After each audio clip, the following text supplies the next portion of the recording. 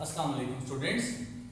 आज जो हम लेक्चर स्टार्ट करने जा रहे हैं वो इंतहाई इम्पोर्टेंट किसी भी फिजिक्स में किसी भी लेवल पे अगर देखा जाए तो चाहे आप इसको 9th या 10th लेवल पे देखें या चाहे फिर आप इसको फर्स्ट लेवल पे देखें। तो हम स्टार्ट करते हैं आज का लेक्चर। आपका लेक्चर जो आपके पास है वो है न्यूटन लॉज। अब देखिए बेटा कि अगर आप न्यूटन की बात करते हैं तो इससे पहले एक साइंटिस्ट हमने कहा कि गैलीलियो ने मोशन के बारे में डिस्कस जरूर किया था, लेकिन एक खास उसको कोई भी शेप नहीं दे सका, ना ही उसको कोई शक्ल में इसको डिफाइन कर सका और ना ही किसी मैथमेटिकल फॉर्मुलेशन थी। तो जो न्यूटन था उसने क्या किया, उस गैलीलियो की स्टेटमेंट्स जितनी भी थी, जो थ्योरेटिकल काम उसने किया था, उसको उसने एक वेल डिफाइंड शेप दे दी और उसने इसको क्या किया कि जनरलाइज फॉर्म में करके उसको 3 लॉज के अंदर क्या कर दिया, सबका सारा सबो कर दिया। यानी उसने वही गैलीलियो का काम किया लेकिन उसको जनरलाइज करके उसको खास शेप दे दी लॉज की फॉर्म में। तो जिस लेवल पे भी बात की जाए तो न्यूटन लॉज के अगर हम बात करते हैं तो 3 लॉज हमारे पास होते हैं। एक जिसको हम कहते हैं कि Newton first law of motion, दूसरा आपके पास है Newton second law of motion और थर्ड आपके पास है Newton third law of motion, जो कि तीसरा उसका लॉ है। तो हम स्टार्ट करते हैं Newton first law of motion से, लेकिन उस फर्स्ट लॉ ऑफ मोशन को डिस्कस करने से पहले कुछ जनरल बातें आप याद रखें कि बेटा 2 फ्रेम ऑफ रेफरेंस होते हैं। एक फ्रेम ऑफ रेफरेंस वो होता है जिसको हम कहते हैं कि इनर्शियल फ्रेम ऑफ रेफरेंस और दूसरा हमारे पास होता है non inertial frame of reference. तो जो न्यूटन के लॉज है उसकी कुछ लिमिटेशंस है, यानी कुछ हद तक हम उसको किसी भी बॉडी के ऊपर अप्लाई कर सकते हैं और कुछ हद के बाद हम उसको अप्लाई नहीं कर सकते। तो जो पहली लिमिटेशन है न्यूटन लॉज की वो ये है कि अगर आप देखिए वो सिर्फ और सिर्फ एप्लीकेबल है किसके लिए, इनर्शियल फ्रेम ऑफ रेफरेंस के लिए। यानी आप उसको इस तरह कह सकते हैं कि Newton laws are valid are applicable for inertial frame of reference, यानी non inertial frame of reference के लिए वो अप्लाई नहीं हो सकते।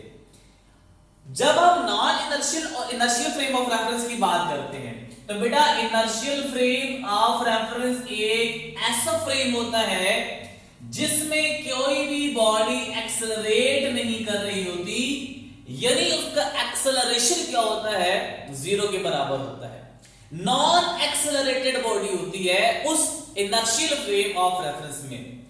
नॉन एक्सेलरेटेड के फिर भी बेटा अगर आप देखें तो ये 2 केसेस में आपका जो एक्सेलरेशन है वो 0 के बराबर होता है, या तो बॉडी की जो वेलोसिटी है वो बिल्कुल 0 हो। 0 का मतलब क्या है कि वो बॉडी क्या है, रेस्ट पे हो, या तो यह वेलोसिटी से मूव करे लेकिन वो वेलोसिटी के साथ जो मूव कर रहा है वो क्या हो, यूनिफॉर्म हो। तो इसलिए मैंने यहां पे लिखा है कि इनर्शियल फ्रेम ऑफ रेफरेंस वो फ्रेम ऑफ रेफरेंस है जो कि नॉन एक्सेलरेटेड फ्रेम होता है, जिसमें एक्सेलरेशन की वैल्यू क्या होती है, 0, या तो बॉडी रेस्ट में होगी या तो बॉडी यूनिफॉर्म मोशन के साथ मूव कर रही होगी। तो इस दोनों केसेस में आपका एक्सेलरेशन क्या हो जाता है, 0 के बराबर हो जाता है। दूसरी वैलिडेशन देखिए बेटा कि जो non inertial frame of reference है इसको बिल्कुल आप इसके अपोजिट करें तो क्या बराबर हो जाएगा कि एक्सेलरेटेड फ्रेम होगा, यानी उसमें एक्सेलरेशन की वैल्यू 0 के बराबर नहीं होगी। दूसरा और बड़ा इंपॉर्टेंट बात इसके बेटा देखिए, न्यूटन के लॉज सिर्फ और सिर्फ जो आपकी बॉडी की स्पीड स्लो हो, यानी हैवियर मासेस के लिए आप न्यूटन के लॉज को वैलिड कर सकते हैं, अप्लाई कर सकते हैं, चूंकि हैवियर मासेस कम स्पीड के साथ मूव किए जा रहे होते हैं। लेकिन अगर ये लॉज हायर स्पीड के लिए आप देखें तो हायर स्पीड के लिए न्यूटन के लॉज ओबे नहीं होते, क्योंकि उस टाइम पे आपकी जो स्पीड है वो बराबर हो जाती है किसके, स्पीड ऑफ लाइट के। तो जब ये स्पीड अप्रोच करना स्टार्ट कर दे तो उसमें क्या होता है कि आपका जो न्यूटन के लॉज है वो वहां पे अप्लाई हम नहीं कर सकते। अब देखिए बेटा कि तीसरी बात लेकिन थोड़े से हाई लेवल की है। तो अगर आप देखें कि आपने जो सिस्टम को कंसीडर करना है वो एक सिंगल पार्टिकल को कंसीडर करना है, मल्टीपल पार्टिकल्स को आपने कंसीडर नहीं करना। तो अगर आपने मल्टीपल पार्टिकल्स के साथ सिस्टम को कंसीडर कर लिया है तो उस टाइम पे हम कहते हैं कि तब भी आपके न्यूटन लॉज वैलिड नहीं होते। अब हम आते हैं Newton first law of motion के बारे में। तो देखिए बेटा ये अगर आप देखें न्यूटन लॉज किसके लिए? मोशन के लिए। यानी कोई भी बॉडी रेस्ट में अगर होगी तो हम कहेंगे कि वो भी किसी भी कंडीशन के अकॉर्डिंग होगी। अगर कोई भी बॉडी रेस्ट पे है तो उसके लिए हम कहेंगे कि वो आपके पास न्यूटन लॉज को ओबे करेगी तब जब वो हम सर्टेन कंडीशन उसके ऊपर अप्लाई करेंगे। तो जब पहले ही आपके पास फर्स्ट लॉ ऑफ मोशन है मैं उसके दो पार्ट्स कंसीडर करता हूं, दो पार्ट्स में उसको बनाता हूं कि आपको अच्छी तरह समझ आ जाए। अब देखिए बेटा कि एक पार्ट वो है जो कि न्यूटन फर्स्ट लॉ टोटली हो जाता है कि इसके साथ रेस्ट की तरफ जा रहा होता है, और दूसरा पार्ट उसका वो है जो कि मोशन की तरफ जा रहा होता है। तो पहले पार्ट को देखिए, मैं कहता हूं कि फर्स्ट लॉ स्टेटमेंट का जो पहला पार्ट है वो एक्सप्लेन करता है किसको? रेस्ट के ऊपर। अब रेस्ट को किस तरह एक्सप्लेन करता है? ये कहता है कि अगर कोई भी बॉडी रेस्ट में है, मूव नहीं कर रही, तो वो ताक़यामत क्या करेगी? रेस्ट में रहेगी। लेकिन इसके लिए कंडीशन ये है कि अगर आप इसके ऊपर कोई भी एक्सटर्नल फोर्स अप्लाई न करें, कि अगर आप किसी भी बॉडी के ऊपर एक्सटर्नल फोर्स को अप्लाई ना करें तो उस टाइम बॉडी अपनी पोजीशन को चेंज नहीं कर सकती, ताक़यामत वो अपनी ओरिजिनल पोजीशन पे स्टे करेगी। तो हम कहेंगे कि ये Newton first law of motion के पहले पार्ट की एग्जांपल है। अब इसी एग्जांपल पर जनरल है। देखिए बेटा अगर आप देखिए स्कूल में आते हैं तो आप एक बुक बेटा अगर आप लेके आ रहे हैं तो अगर आप उस बुक को उस क्लास में छोड़ दें या चेयर को आपने देखिए जिस चेयर पे आप बैठे होते हैं उस चेयर अगर आप जैसे उठ जाते हैं, घर चले जाते हैं, तो जब आप नेक्स्ट डे आते हैं तो चेयर की पोजीशन क्या होती है? वही होती है तब तक जब तक कोई भी उस चेयर को खुद डिस्प्लेस ना करे। यानी आप ये मार्कर है, इस मार्कर को आपने किसी चेयर के ऊपर रख दिया या डस्टर को उसकी चेयर के ऊपर रख दिया, तो ये डस्टर ये मार्कर नेक्स्ट डे भी यहीं पे पड़ा रहेगा, कहीं और भी अगर आप 2-3 दिन बाद देखें तब भी ये पड़ा रहेगा, अगर आप इसको या टीचर उसको वहां से कहीं डिस्प्लेस न कर दे। सिमिलरली अगर आप देखिए बेटा बिल्डिंग है, आपका घर है, स्कूल है, जब आप हर डे आते हैं तो स्कूल या किसी भी आपके घर की पोजीशन चेंज नहीं होती, वो एग्जैक्ट उसी लोकेशन के ऊपर आपके पास होता है, तो हम कहेंगे कि बॉडी अपनी पोजीशन से डिस्प्लेस नहीं हो रही, तो हम कहेंगे Newton first law of motion के पहले पार्ट की एग्जांपल है। तो पहली एग्जांपल आपके पास क्या होगी? यहाँ पे जो पहले पार्ट की वो हम लिख सकते हैं कि book line on a table, और इसकी दूसरी एग्जांपल मैं लिख सकता हूं यहां पे कि chair placed in a room. इसी तरह बहुत सारे एग्जांपल्स हैं जिससे आप इसको एक्सप्लेन कर सकते हैं कि रेस्ट की स्टेट आपकी किसी तरह भी वहां पे जस्टिफाई हो जाती है। अब हम आते हैं दूसरे पार्ट की तरफ। मैंने उसको नाम दिया हुआ है कि जो सेकंड पार्ट है वो एक्सप्लेन करता है किसको? मोशन को। देखिए बेटा जब आप एक बॉडी को मूव करा ले एक दफा, तो अगर आप उसके ऊपर दोबारा कोई भी नेट फोर्स एक्सर्ट ना करें तो according to Newton first law of motion का जो सेकंड पार्ट है वो ये कहता है कि अगर बॉडी डिस्प्लेस कर ली गई, मूव कर रही है, तो वो ताक़यामत मूव करती रहेगी जब तक आप इसके ऊपर कोई भी एक और फोर्स न लगाए कि उसको आप रेस्ट में लेके आ जाए। तो एक बड़ी इंपॉर्टेंट बात बेटा जब आप इसको ऑब्जर्व करते हैं डेली लाइफ में कि एक फुटबॉल है, आपने इसको किक कर लिया, जब किक करने के बाद थोड़ी देर बाद अगर आप देखें तो क्या हो जाता है? रुक जाता है। तो इसका मतलब है कि जो Newton first law of motion का सेकंड पार्ट है वो तो यहां पे सेटिस्फाई नहीं हो रहा, तो बेटा देखिए उस फुटबॉल की एग्जाम्पल किस तरह है, देखिए फुटबॉल को रोकने के भी आगे दो फोर्सेस उसके ऊपर एग्जर्ट हो रही है। एक फोर्स जो आपकी है जिसको हम नाम देते हैं एक्सटर्नल फोर्स, अगर आप यहाँ पे जिक्र कर रहे हैं तो एक्सटर्नल फोर्स को हम यहाँ पे कह सकते हैं कि वो दो फोर्सेस हैं, एक आपकी जो एयर रेजिस्टेंस है और दूसरी आपके पास कौन सी है, फ्रिक्शनल फोर्स है। तो देखें कि अगर फुटबॉल आपने किक किया है तो उसका कुछ पार्ट जमीन के साथ इन कांटेक्ट है, तो जब जमीन के साथ इन कांटेक्ट हो गया तो जब भी दो बॉडीज इन कांटेक्ट में आती है तो हमने कहा हुआ है कि वो बॉडी की मोशन को क्या करता है, रिड्यूस करता है। तो अब वो मोशन को क्या करेगा, रिड्यूस करेगा, जो कि हमने डैम्प्ड ऑसिलेशन में पढ़ा था। अब देखें कि जो आपकी एयर रेजिस्टेंस है, एयर रेजिस्टेंस कौन सी फोर्स है, अक्सर बेटा आप जा रहे होते हैं गाड़ी में, अक्सर आप जा रहे होते हैं बाइक पे या साइकिल पे जा रहे होते हैं, तो बेटा अगर आप गाड़ी में जा रहे हैं तो आप खिड़की से अगर थोड़ा सा हाथ बाहर निकाल ले और गाड़ी मूव की जा रही है फॉरवर्ड डायरेक्शन में, तो आप जो ऑब्जर्व करेंगे वो ये होगा कि एयर आपके हाथ को पीछे की तरफ धकेल रही है, पुश कर रही है। तो ये जो फोर्स लग रही है इसको नाम दिया जाता है किसका, एयर रेजिस्टेंस का। तो जब आप फुटबॉल को किक करते हैं तो एयर, अगर बॉल फॉरवर्ड राइट साइड पे मूव किया जा रहा है तो एयर की रेजिस्टेंस उसको लेफ्ट साइड से क्या लगाती है, फोर्स लगाती है। तो इन दोनों फोर्सेस की वजह से ये क्या होता है, बॉल रुक जाता है। इसका मतलब क्या हुआ कि आपने अगर Newton first law of motion की बात करनी है तो उसमें हम कहते हैं कि आपने फ्रिक्शनल फोर्स को भी इग्नोर करना है और एयर रेजिस्टेंस को भी क्या करना है, इग्नोर करना है। तो ऐसी कंडीशन जो आपके पास होती है, इस कंडीशन का नाम होता है आइडियल सिचुएशन या फिर आइडियल कंडीशन।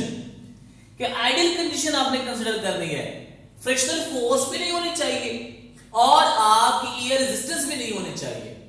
इन दोनों केसेस में अगर आपकी कोई भी फ्रिक्शनल फोर्स हो या एयर रेजिस्टेंस होगी तो बॉडी आपकी मूव नहीं करेगी बल्कि क्या करेगी, वो रुक जाएगी। तो अगर आप देखिए बेटा कि इस लॉ को अगर आप देखें तो हम यहां से थोड़ा कंक्लूड कर सकते हैं कि ये जो लॉ आपके पास है ये डिफाइन करता है फोर्स को क्वालिटेटिवली। ये बड़ा अच्छा इंपॉर्टेंट एमसीक्यूज है कि फर्स्ट लॉ ऑफ मोशन, और ये इंट्रोडक्शन बेटा एमकैट का भी आपके पास ये एक एमसीक्यूज है कि which law of the following define the force qualitatively, first law, second law, third law, all of the above. तो बेटा देखिए कि हमने याद रखना है कि first law of motion define करता है फोर्स को क्वालिटेटिवली। दूसरा एमसीक्यू देखिए कि बेटा जो आपकी ये फर्स्ट लॉ ऑफ मोशन है, ये इसको एक और नाम भी दिया जाता है जिसको हम कहते हैं law of inertia. First law of motion is also known as law of inertia. ठीक है, ये बात क्या आपने याद रखनी है, आपका दूसरा एमसीक्यू जहां से क्लियर हो गया। तीसरी बात और तीसरा एमसीक्यू के first law of motion is valid in the absence of, बेटा आपने याद रखना है फोर्स, एक ऑप्शन आपको दी जाएगी, आपने फोर्स को ही ठीक करना है, या कि for a first law of motion dash is equals to zero, आपने याद रखना है कि net force must be equals to zero. When there is net force is equals to zero, it means that acceleration is equals to zero। और आपने जो यहां भी बात की कि acceleration दो तरह का जीरो हो सकता है, या तो बॉडी की जो वेलोसिटी है वो कांस्टेंट हो यानी जीरो के बराबर हो, या फिर उसकी वेलोसिटी अगर मूव की जा रहा है तो वो यूनिफॉर्म वेलोसिटी के साथ क्या कर रहा हो, मूव की जा रहा हो। ठीक है, तो ये आपका थर्ड एमसीक्यूज क्या हो गया, यहाँ पे क्लियर हो गया। अब बेटा ये जो आपने बात की है कि v is equals to uniform velocity, बेटा ये आपका शॉर्ट क्वेश्चन हो गया है। शॉर्ट क्वेश्चन किस तरह हो गया, आपको कहा जाएगा कि if a body is moving with a uniform velocity can it has an acceleration, कि क्या अगर कोई भी बॉडी मूव की जा रही है तो क्या उसका एक्सेलरेशन प्रोड्यूस हो सकता है। तो बेटा इसका आंसर यस भी है और नो भी है। यस कैसे है बेटा, यस इसलिए है कि अगर आप एक एग्जाम्पल कंसिडर कर ले। वो एग्जाम्पल कुछ इस तरह है कि अगर कोई भी बॉडी सर्कल में मूव की जा रही है तो हर सर्कल के पॉइंट के ऊपर उसकी जो वेलोसिटी होगी वो क्या होगी, टेंजेंट होगी। ठीक है, तो हर पॉइंट के ऊपर उसकी वेलोसिटी क्या है, टेंजेंट टू द सर्कल है। तो याद रखें कि हर पॉइंट के ऊपर आप वेलोसिटी की डायरेक्शन को देखें तो वेलोसिटी की डायरेक्शन भी क्या है, चेंज है। तो बेटा जब आप वेलोसिटी की डेफिनेशन देखें और उससे एक्सेलरेशन प्रोड्यूस होने वाले डेफिनेशन देखें तो क्या कहते हैं, rate of change of velocity is called acceleration. और वो चेंज या तो मैग्नीट्यूड में हो या फिर डायरेक्शन में हो या फिर मैग्नीट्यूड और डायरेक्शन दोनों में हो। तो इस पॉइंट के ऊपर अगर आप देखें तो मैग्नीट्यूड चेंज नहीं हो रहा, आपकी डायरेक्शन हर पॉइंट के ऊपर वेलोसिटी की क्या हो रही है, चेंज हो रही है। तो जब वेलोसिटी की डायरेक्शन चेंज हो रही है तो उसका मतलब है एक्सेलरेशन भी प्रोड्यूस होगा। तो हम कहेंगे कि yes there is an acceleration but if the body is moving in a circle. अगर कोई भी बॉडी सर्कल में मूव की जा रही है विद अ यूनिफॉर्म वेलोसिटी, उस केस में आपका एक्सेलरेशन प्रोड्यूस होगा। दूसरा आंसर बेटा नो कब होगा कि when there is a linear motion. अगर कोई भी बॉडी लीनियर मूव की जा रही है तो उसको हम कहेंगे कि उसके जो आपके पास वेलोसिटी क्या है, यूनिफॉर्म है, तो उसका एक्सेलरेशन की वैल्यू आपके पास क्या हो जाएगी, जीरो। बिकॉज वेलोसिटी की ना तो मैग्नीट्यूड चेंज हो रहा है ना ही उसकी डायरेक्शन चेंज हो रही है।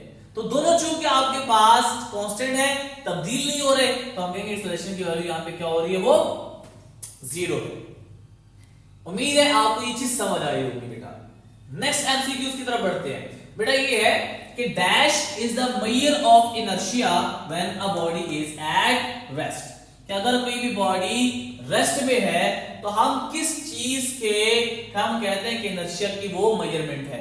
Option number 1 force, beta option है मास, सी आपके पास चार्ली ऑप्शन है लीनियर मोमेंटम और डेल्टा ऑप्शन आपके पास है ऑल ऑफ दीज। याद रखिए इनर्शिया को आप कैसे डिफाइन करते थे कि inertia is the property of the body due to which it resist any state of its whether the state in motion or rest. कि अगर कोई भी बॉडी ऑलरेडी रेस्ट में पड़ी हुई है तो वो कभी नहीं चाहेगी कि अपनी स्टेट को क्या करे, चेंज करे। तो जिस प्रॉपर्टी की वजह से वो चेंज न कर सकती हो, न करना चाहती हो, उसको हम कहते हैं वो क्या कहलाता है, इनर्शिया। तो जो इसमें ठीक ऑप्शन बनती है वो आपके पास है mass is the measurement of inertia when a body is at rest. MCQs को हम यही सारे ऑप्शन होंगे, लेकिन अगर आपके ऑप्शन दिख रहे हैं वो क्या करेंगे, dash is the measure of inertia when a body is in motion. अगर कोई भी बॉडी मूव की जा रही है तो dash is the measure of inertia. Inertia की मेजरमेंट को हम किस लिहाज से करेंगे, force, mass, linear momentum, all of these. Option भी सारे यही हैं। तो याद रखिए कि जब मूव कर रही होती है बॉडी तो उसकी वेलोसिटी आपके पास होती है और उसका मास तो मौजूद ही है। तो मोमेंटम को हम क्या कहते थे कि product of mass and velocity is called linear momentum. तो जब मोशन की बात होगी तो उस टाइम हम कहेंगे कि linear momentum is the measure of inertia. जब रेस्ट की बात होगी तो हम कहेंगे mass is the measurement of inertia when it is in the state of rest. तो ये कुछ बातें थी आपके पास न्यूटन लॉज के बारे में और Newton first law of motion के बारे में। उम्मीद है आपको ये लेक्चर समझ आया होगा बेटा। कोई भी क्वेश्चन हो तो आप पूछ सकते हैं। नेक्स्ट लेक्चर में हम इसी को कंटिन्यू करेंगे, फर्दर लॉस को हम स्टडी करेंगे। तो नेक्स्ट लेक्चर के तब तक के लिए अल्लाह हाफिज।